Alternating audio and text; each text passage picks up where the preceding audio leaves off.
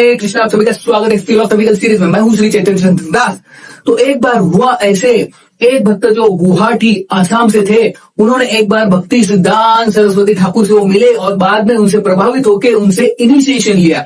तो ये जो भक्त थे 1933 में भक्ति सिद्धांत सरस्वती ठाकुर से उन्होंने दीक्षा ली, इनिशिएशन लिया और उसके बाद फिर वो भक्ति करने लगे, जब कर रहे थे और भक्तों के साथ रहते थे आश्रम में। लेकिन जब भक्ति सिद्धांत सरस्वती ठाकुर 1937 में वो गुजर गए, भगवत धाम फिर से चले गए, तो उसके बाद ये जो भक्त थे उन्होंने इनिशिएशन लिया था, दीक्षा ली थी उनसे, तो बाद में वो ढीले हो गए और धीरे धीरे उनकी भक्ति भी ढीली होती गई। और फिर बाद में उन्होंने 1937 के बाद जब भक्ति सिद्धांत सरस्वती ठाकुर भगवत धाम चले गए, उन्होंने धीरे धीरे धीरे अपनी भक्ति कम कम करते हुए फिर बाद में भक्ति पूरी तरह से छोड़ दी और बाद में कई सारे पाप कार्यों में लग गए और वो उन्होंने हरिनाम भी छोड़ दिया और फिर मांसाहार करते थे। बाकी के सब जो रेगुलेटरी प्रिंसिपल्स है वो सब नियम को तोड़ने लगे और पाप कार्य करने लगे। लेकिन हुआ ऐसे जब वो कर रहे थे, ऐसे पापमय जिंदगी वो जी रहे थे, तो कुछ समय के बाद उनको बहुत ही बड़ी व्याधि हो गई शरीर में और बाद में उनका मृत्यु हो गया।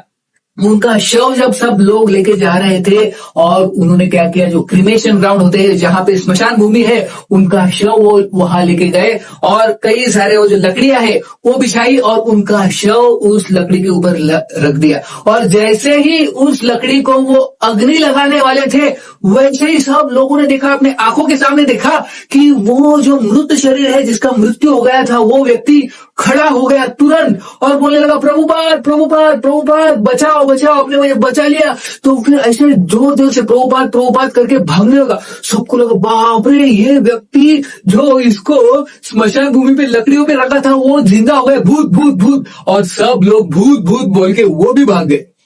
और फिर बाद में ये जो व्यक्ति है जो जब आया तो वो कॉन्शियसनेस में है, तो वो भाग के अपने घर पे गया और घर पे बोला कि मैं सब कुछ छोड़ रहा हूँ, मुझे सब कुछ छोड़ना है। और वो छोड़ छाड़ के सब छोड़ के वो कलकत्ता गया। उधर एक भक्त थे भक्ति सिद्धांत सरस्वती ठाकुर के एक दूसरे शिष्य, जिनका नाम था भक्ति दयित माधव गोस्वामी महाराज। तो ये भक्ति दयित माधव महाराज के पास ये जाके उनको बताते हुआ क्या और उनसे फिर से इनिशिएशन लेते, री इनिशिएशन। तो उस समय बीच में हुआ क्या, जब वो मृत हो गए थे तो एक्चुअली हुआ क्या, उनको यमदूत लेने के लिए आए। तो वो सत्य घटना बताते, खुद वो बताते हैं ये शिष्य।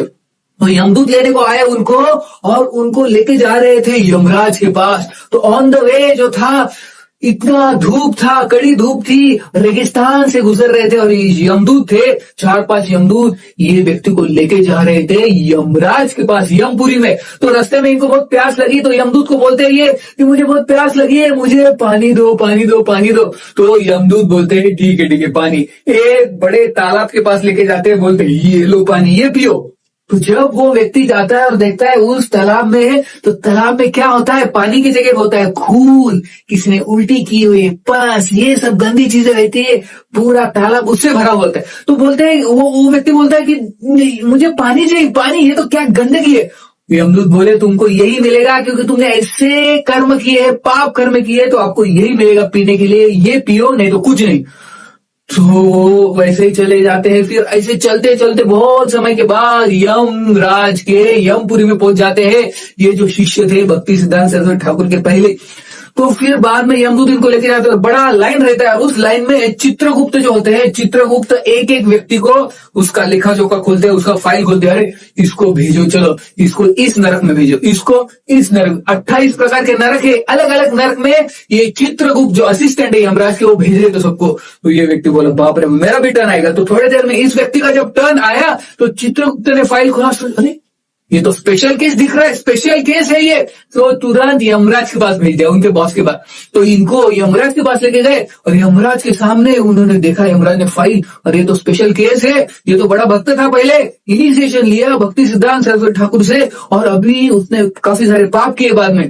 तो यमराज सोचते हैं कि क्या किया जाए इसके साथ। और जब यमराज स्मरण करते हैं और भक्ति सिद्धांत सरस्वती ठाकुर का स्मरण करते हैं, तो भक्ति सिद्धांत सरस्वती ठाकुर साक्षात उधर प्रकट होते हैं यमपुरी में, यमराज के सामने और उनके शिष्य के सामने। तो यमराज बोलते हैं, उनको दंडवत करते हैं भक्ति सिद्धांत सरस्वती ठाकुर को और बोलते हैं कि आपका ये शिष्य, इसके साथ क्या किया जाए।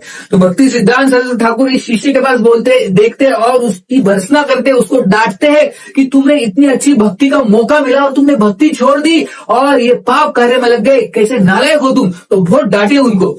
तो उधर ही उनके शिष्य ने क्षमा याचना की, दंडवत किया भक्ति सिद्धांत सरस्वती ठाकुर को और बोले कि मुझे क्षमा करो, क्षमा करो।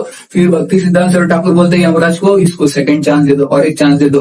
तो वैसे ही जब बोलते हैं तो तुरंत जो ये व्यक्ति है फिर से अपने शरीर में आ जाता है और उसका शरीर जो लकड़ियों पे रखा रहता है उसके अंदर फिर से वो प्रवेश करता है, आत्मा आ जाती है, मृत होता है लेकिन उसमें फिर से वो जीवित होता है और प्रभुपाद प्रभुपाद प्रभुपाद बोलता है। तो भक्ति सिद्धांत सरस्वती ठाकुर उसको तभी कहते हैं कि अभी तुम फिर से जाओ और जो कलकत्ता में मेरे दूसरे शिष्य है भक्ति दैत माधव महाराज, उनसे री इनिशिएशन ले लो। तो जब वो फिर से अपने होश हवास में आता है, जिंदा होता है, तो भागते भागते कलकत्ता जाता है और ये जो भक्ति दैत माधव गोस्वामी महाराज को बोलने लगता है ये स्टोरी।